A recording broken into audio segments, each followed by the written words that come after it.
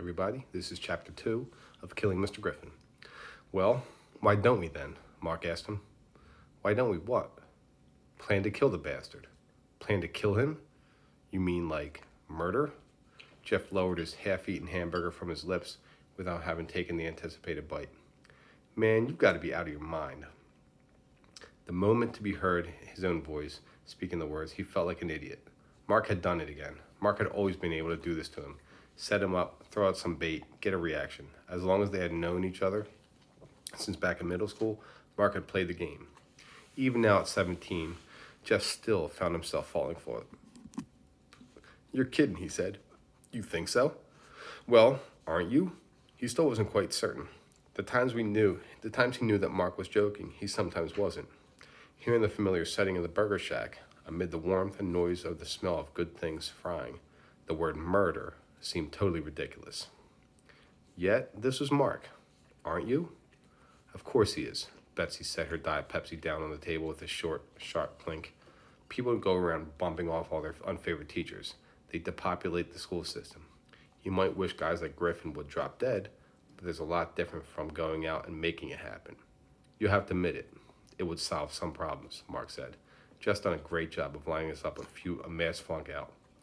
He practically dared Griffin to do it right there in front of everybody. I know, Jeff said contritely. I just lost my temper. That asshole's been on my back all semester. He jumps me for everything. Every paragraph I write ends up looking like it's been slashed with a butcher knife. It's not just you, Betsy. He dishes it out to everybody. I've never had trouble with my other teachers. If it had been Dolly this morning, I'd have told her I'd noticed the assignment and she would have explained it real carefully all over again. And you two have nothing to complain about, Mark said. I'm the one who got zapped last semester. You can say that again, Jeff agreed. You got it right in the teeth. Well, it's not going to happen this time. I can tell you that. I'm taking the stupid course over again because I have to have English credit to graduate. But a third time? No way. Never, Betsy said. And you shouldn't be doing it this time either. Your grades are plenty high enough for passing, even without that term paper. It was shitty what he did, making you get up in front of class and beg to be allowed to retake the course. He can flunk you again if he wants to, Jeff said. He can flunk us all when it comes to that. The principal will back him up, just like he did with you last time. There's not much we can do about it if he decides not to pass us. You suggested something when we first came in here, Mark said. All the time we were ordering you kept sitting there muttering about how you wanted to kill the guy. Have you changed your mind this fast? Now we're back to where we started. You said, why don't we? And I said, you're kidding. And Bets, come on, Mark said, getting to his feet. We can't talk about this here. The walls have ears and all that bit. But I'm not through with my drink, Betsy objected. Then stay here. Jeff and I will be out in the car. Wait, Mark, I'm coming. She hurriedly took a gulp and sent down the half-full glass. Who's paying? Not me, Mark said. No dough. I'll pay, Jeff told them. His face was hot and his heart was beginning to beat wildly. Was it possible that Mark was really serious? No. He couldn't be. To kill somebody? That was just plain crazy. Still, Mark had that look about him, the one he got when he had some incredible plan in mind. It really wasn't that his expression changed. Mark had one of those faces that seldom carried any expression at all. It was a lineless face, built in a triangle with the skin stretched taut and smooth from the wide cheekbones to the sharply pointed chin. The thing that changed was the eyes. They became very bright and shiny, as they were made of glass, and the lids slipped down over them as though to conceal the look beneath, an illusion of sleepiness. Jeff had seen that look before, and it always meant something. Now, as they left the burger shack to cross the windy parking lot to Jeff's car, he felt his own excitement rising. What was brewing inside Mark's head? What was coming next? Okay, he said as soon as they were inside the car with the doors closed against the dust-laden window. Okay, let's have it. What do you have in mind? And don't tell us you're really hatching a murder plot. Betsy and I won't fall for that. Griffin would, I bet, Mark said quietly. I bet we could scare the shit out of him.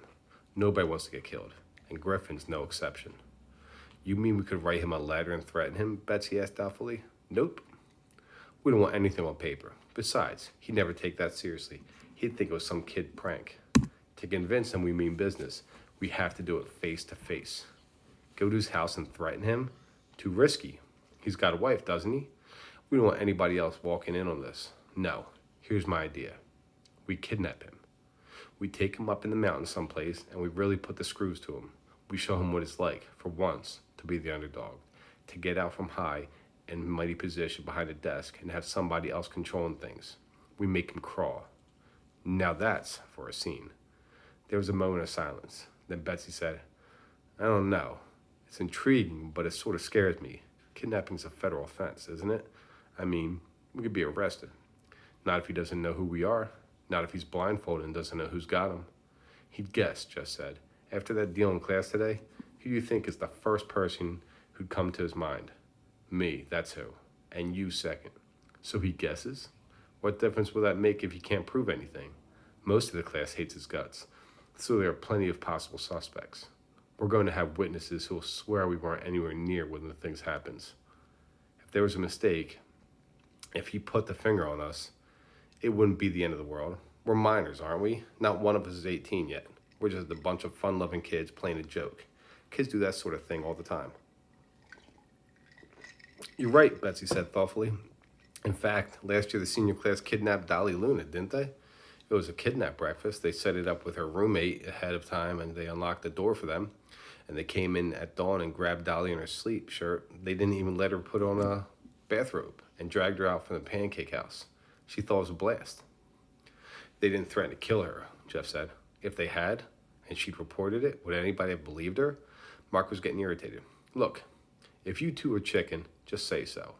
There are guys in that class who could give anything for a chance to see Griffin crawl. I can get help on the way out if I wanted you.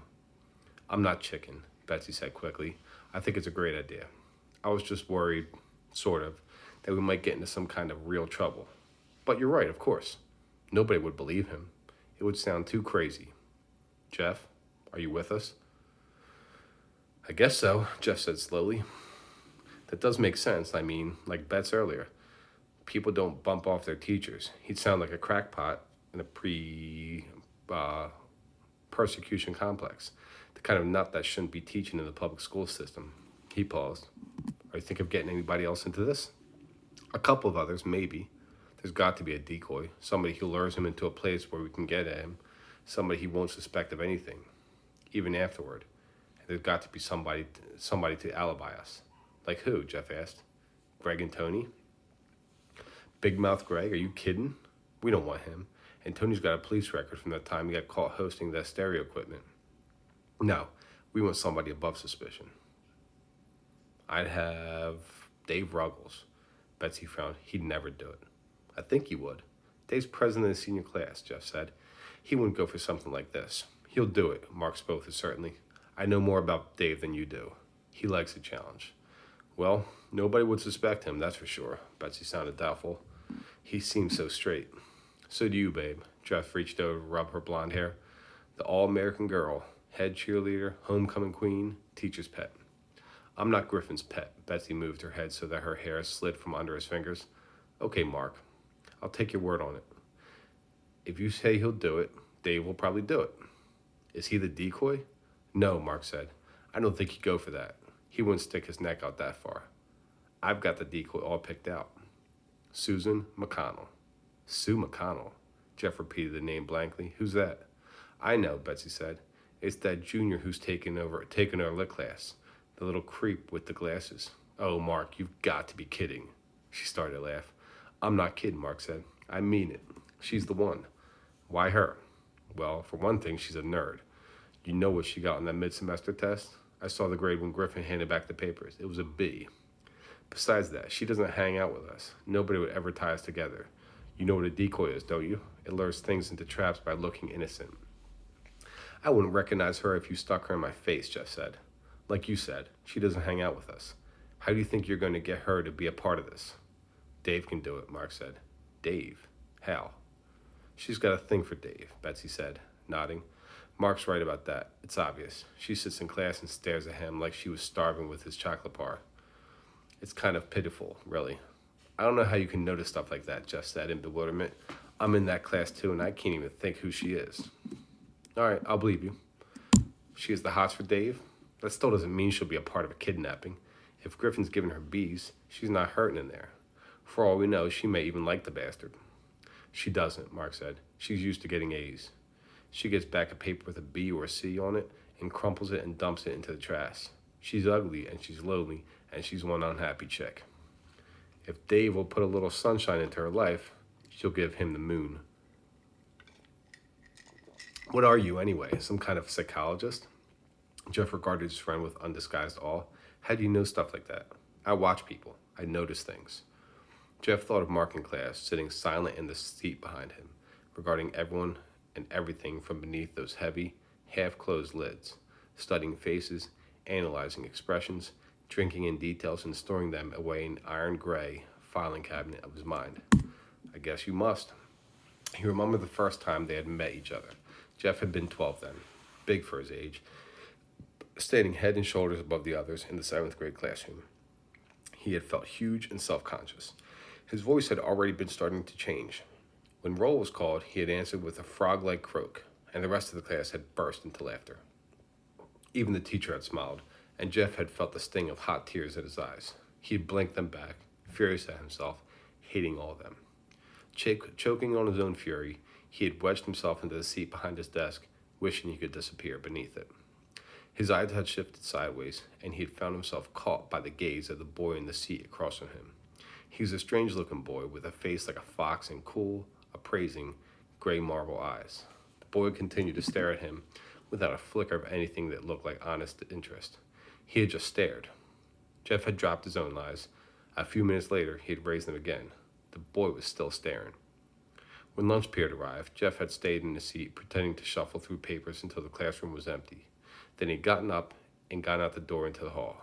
The boy had been standing there, waiting for him. You get mad too easy, he said, falling into step behind him. You let everything hang out. That's not good. What's it to you? Jeff had asked angrily. Who the hell are you anyway? I've never seen you around here before. My name's Mark Kinney. I'm new in town. Moved here to live with my aunt and uncle.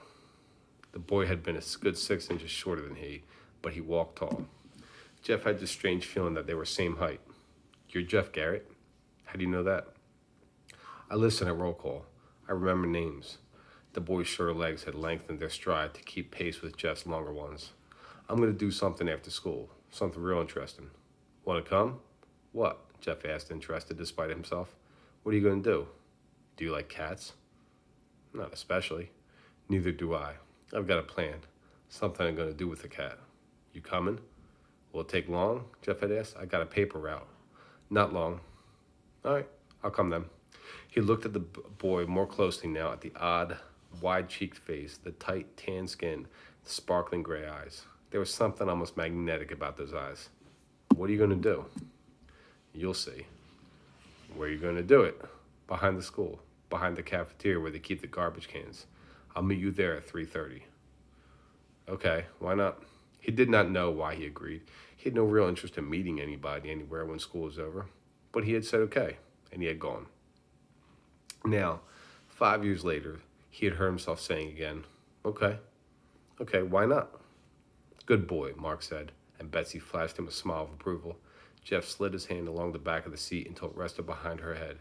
This time, she did not pull away. It'll be fun, she said, like a game.